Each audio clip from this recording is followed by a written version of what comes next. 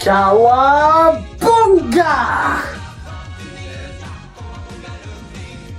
Vous êtes où les mecs?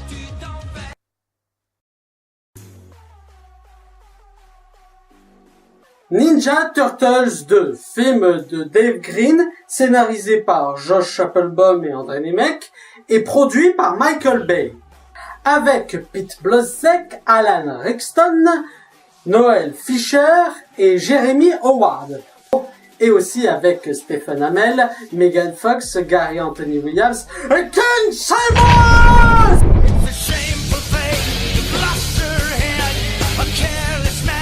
Après son évasion de prison, Shredder s'allie avec le docteur Baxter Stockman et deux guerrières bêtes et costauds appelés Bebop et Rocksteady pour dominer le monde. À l'aide d'un puissant métagène violet, il transforme ses deux nouveaux gardes du corps en un homme rhinocéros et un homme phacochère. De leur côté, les tortues sont toujours aidées par April O'Neil et Vernon Roche, mais aussi un nouveau venu, le justicier masqué Casey Jones. Mais ils devront faire vite, car cette fois-ci, ils devront affronter une menace encore bien plus grande en la personne de Krang. Ce film fait suite au Ninja Turtles premier du nom, réalisé par Jonathan Liebesman et toujours produit par Michael Bay. Un film qui avait des défauts, certes, mais qui restait un sympathique divertissement. Avec de bonnes scènes d'action, notamment une bonne scène d'affrontement final, et un scénario certes simpliste, mais sympathique, même s'il manquait cruellement d'intelligence et qu'il y avait quelques problèmes de mouvement de caméra. Mais si le premier film était un divertissement sympathique, lui c'est juste un divertissement. En fait, pour être tout à fait honnête, si ce film faisait référence à la série dessin animé des Tortues Ninja, ce serait tout à fait correct. Après tout, on y retrouve le même humour enfantin et aussi pas mal de références à la série dessin animé, notamment la musique de fin. D'ailleurs, les personnages de Bebop et Rocksteady sont la meilleure chose à retenir du film. Ils sont bien introduits et restent plutôt cool dans leurs personnages. Seulement voilà, le film aurait été très bon pour un dessin animé Tortue Ninja.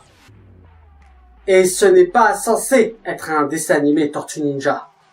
Les scènes d'action, en plus de ne pas être du tout inventives, sont plutôt mal filmées. Et même la scène de confrontation finale, elle est tellement plate et bordélique qu'on n'a aucune impression de climax. Même le premier film avait fait mieux. Pour vous dire à quel point les scènes de combat sont mal foutues, la scène de confrontation finale dure aussi longtemps que la scène où Megan Fox se rend sexy. Ouais, c'est à ce point-là. Même la musique fainéante, la plupart des musiques du premier film étaient des musiques composées pour le film. Là, ils se contentent juste de reprendre des musiques existantes.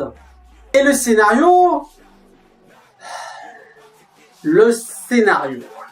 Ok les gars, j'avais compris lors du premier film que le scénario c'était pas du tout le point sur lequel vous allez y mettre le paquet. Mais quand même pour un film d'action débile, le film a beaucoup trop d'incohérences scénaristiques et tellement de moments où on force le scénario à avancer que ça peut pas nous empêcher de décrocher un what the fuck. Vous me croyez pas?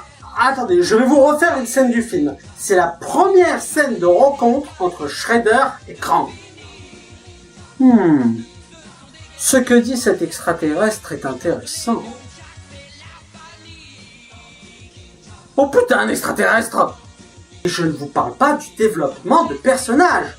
À part Bebop et Rocksteady, qui n'avaient pas besoin de développement, c'est un bâclé les mecs! Et pour que je souligne ça dans un film qui m'a clairement fait comprendre que le scénario n'était pas le point fort à rechercher, c'est que là, ça atteint une énorme exagération, les mecs. Non, je suis désolé, non, même pour un film d'action bourrin, le film n'est pas à la hauteur. Je ne vous le conseille pas. Voilà, c'était la critique de Ninja Turtles 2, j'espère qu'elle vous aura plu. N'hésitez pas à mettre un pouce vert si c'est le cas et à partager sur les réseaux sociaux. D'ici là, allez au cinéma, ciao!